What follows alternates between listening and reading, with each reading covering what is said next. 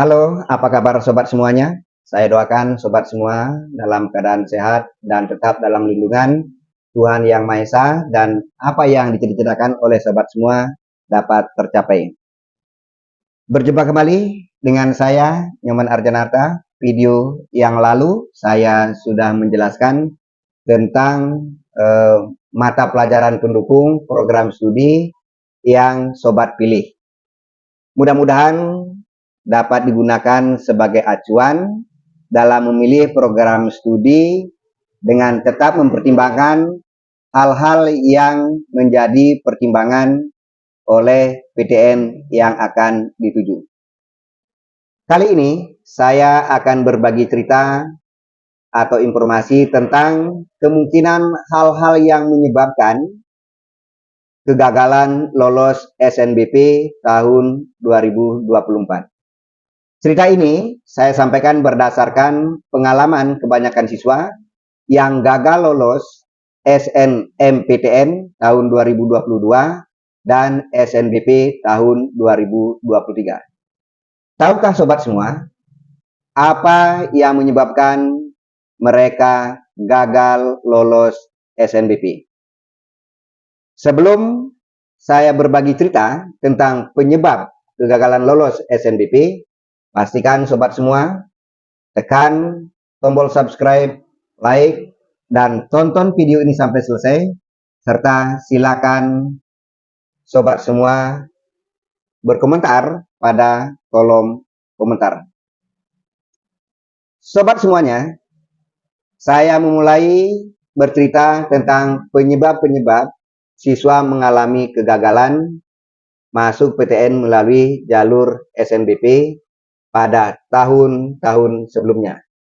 Adapun penyebab kegagalan lolos SNBP adalah yang pertama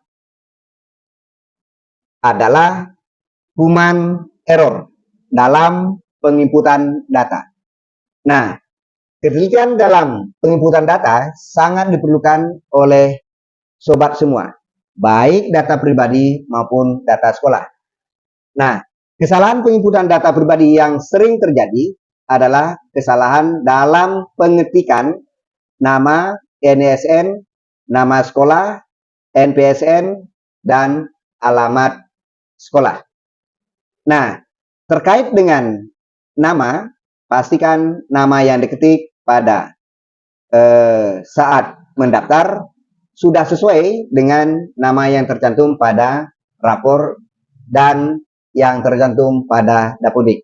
Biasanya siswa ingin cepat-cepat selesai, maka kadang-kadang namanya disingkat.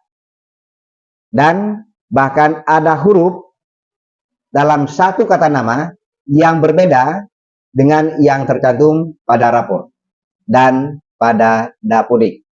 Hal ini akan berakibat fatal bagi sobat semuanya. Kesalahan penginputan data pribadi yang berikutnya adalah pengetikan NISN. Nah, NISN adalah identifikasi unik untuk setiap siswa di Indonesia dan dalam bentuk angka-angka. Setiap siswa saya pastikan bahwa memiliki NISN yang berbeda-beda. Oleh karena itu, maka pastikan bahwa NISN yang sobat input sama dengan NISN yang tercantum pada rapor dan Dapodik. Kemudian, kesalahan penginputan data pribadi yang terakhir adalah kesalahan dalam menginput tempat dan tanggal lahir. Pastikan ya bahwa tempat dan tanggal lahir yang sobat input sesuai dengan yang tercantum pada rapor dan Dapodik.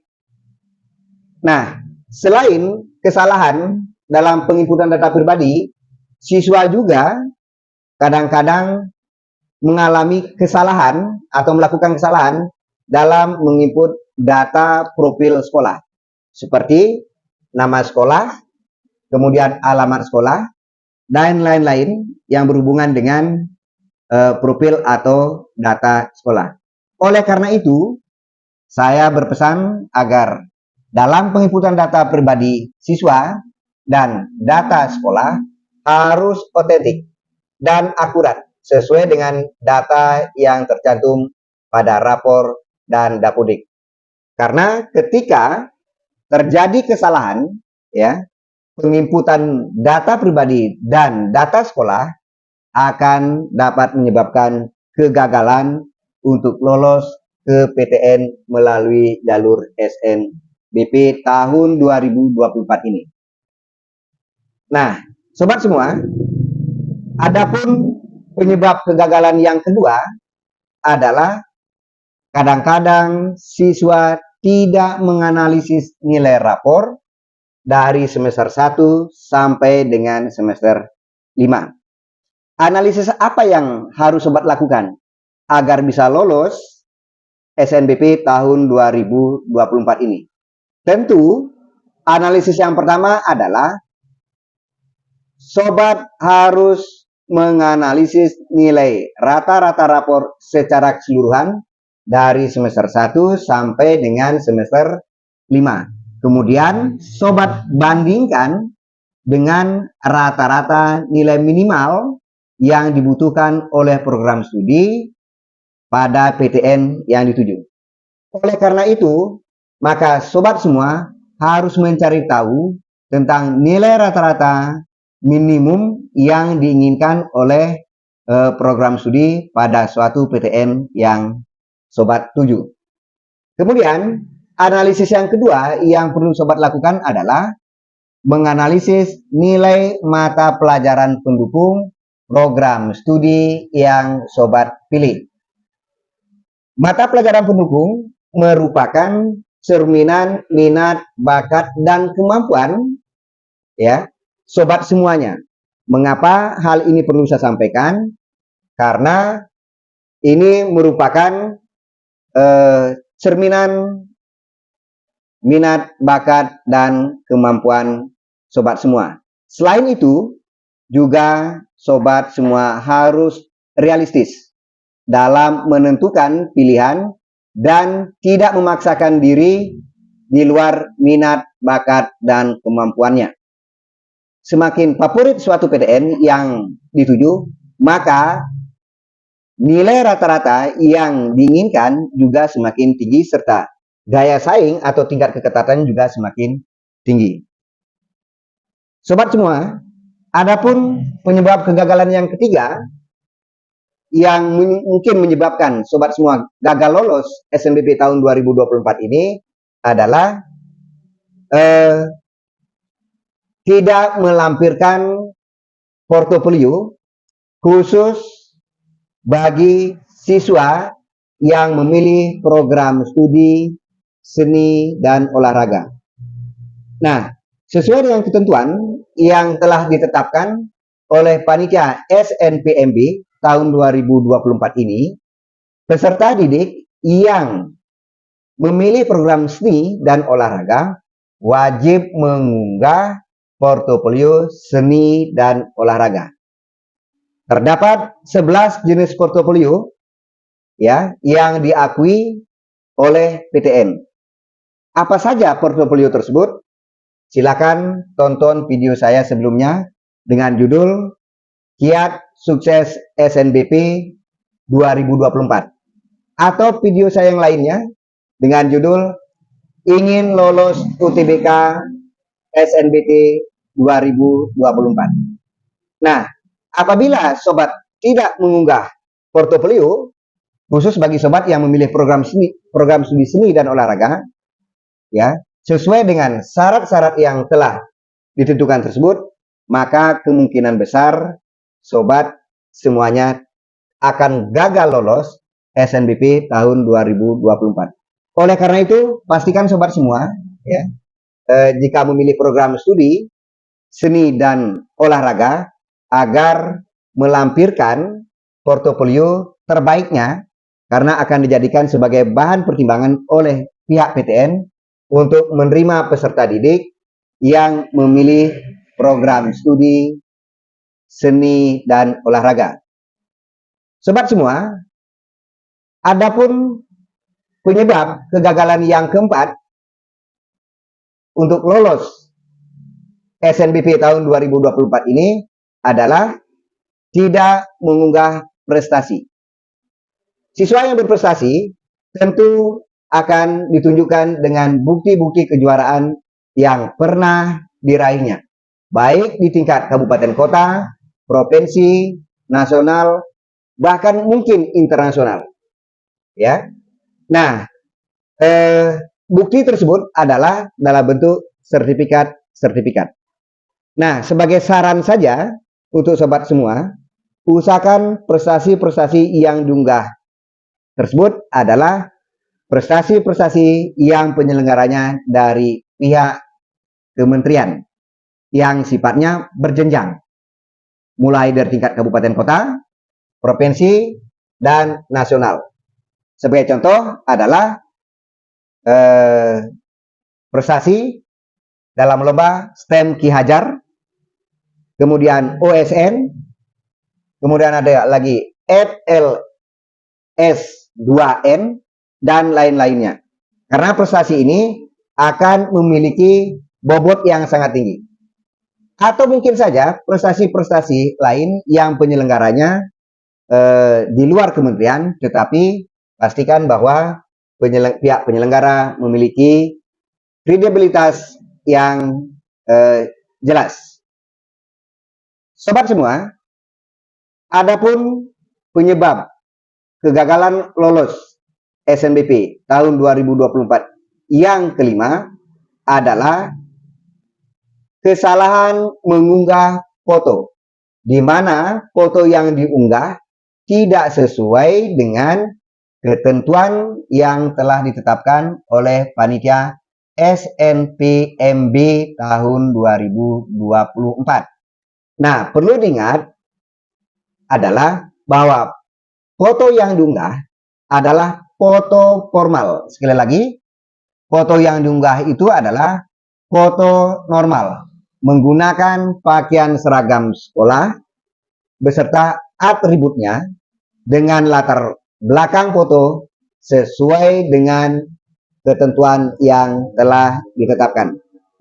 Jangan sekali-kali sobat unggah foto dari hasil selfie atau foto dengan pose yang tidak formal, karena ini sangat penting sebagai identitas siswa peserta SNBP tahun 2024 yang akan diverifikasi oleh panitia SNPMB tahun 2024 untuk menentukan lolos atau tidaknya sobat semuanya. Kemudian, penyebab kegagalan yang keenam untuk lolos SNBP tahun 2024 ini adalah sobat semua mendaftar terlalu mepet dengan deadline waktu yang telah ditetapkan oleh panitia SNPMB tahun 2024. Perlu saya ingatkan kembali pada sobat semua agar melakukan pendaftaran jangan terlalu mepet dengan deadline waktu yang telah ditentukan. Karena ketika sobat melakukan pendaftaran dalam waktu yang sangat mepet, maka kita tidak tahu dengan keadaan jaringan. Ketika jaringan internet lemah, ya, atau terjadi error atau sistemnya error, maka sobat akhirnya gagal melakukan pendaftaran. Oleh karena itu, ya, saya sarankan agar sobat melakukan finalisasi pendaftaran, ya, minimal 5 hari sebelum pendaftaran ditutup. Sobat semua, adapun penyebab kegagalan yang terakhir, ya, untuk lolos masuk PTN melalui jalur SNBP tahun 2024 ini adalah sobat semua kadang-kadang tidak peduli dengan informasi resmi pada portal-portal resmi SNPMB tahun 2024 ini. Selain informasi-informasi dari guru atau dari sekolah, harapan saya adalah agar sobat harus menambah literasi, ya, untuk selalu mencari informasi-informasi penting tentang SNBP pada portal-portal resmi SNPMB tahun 2024, sehingga sobat semua tidak ketinggalan informasi-informasi penting tentang SNBP tahun 2024, terutama terkait dengan tahapan-tahapan dan tanggal-tanggal penting pelaksanaan SNBP tahun 2024. Saran yang mungkin saya sampaikan bagi sobat semua yang sudah lolos eligible tingkat satuan pendidikan, ya, jangan terlalu percaya diri yang berlebihan. Artinya merasa sudah yakin diterima pada program studi di suatu PTN yang dituju. Saran saya adalah sobat semua harus juga tetap mempersiapkan diri, ya, untuk selalu belajar dalam rangka persiapan menempuh UTBK jalur SNBT 2024. Karena jalur SNBT, ya, dilakukan secara tes, baik TPS atau tes potensi skolastik, literasi bahasa Indonesia dan literasi bahasa Inggris, maupun penalaran matematika. Mengapa saya perlu sampaikan hal ini? Karena kuota PTN, saya ulangi, karena kuota masuk PTN melalui jalur SNBP tahun 2024 ini maksimal 20% saja. Artinya apa? Artinya peluang lolos SNBP juga semakin kecil. Jadi intinya adalah sobat semua jangan lengah dan terlena dengan lolosnya sobat semua pada eligible tingkat satuan pendidikan. Tetapi tetap mempersiapkan diri untuk menempuh SNBT. Siapa tahu sobat tidak lolos melalui jalur SNBP. Nah, demikian informasi penyebab kegagalan lolos SNBP tahun 2024 yang sering terjadi berdasarkan pengalaman-pengalaman SNMPTN atau SNBP tahun-tahun sebelumnya yang perlu sobat ketahui, ya. Saya tetap berdoa mudah-mudahan sobat semuanya sukses dalam menggapai cita-cita yang diinginkan, terutama adalah lolos SNBP tahun 2024 ini pada program studi yang diinginkan. Terima kasih.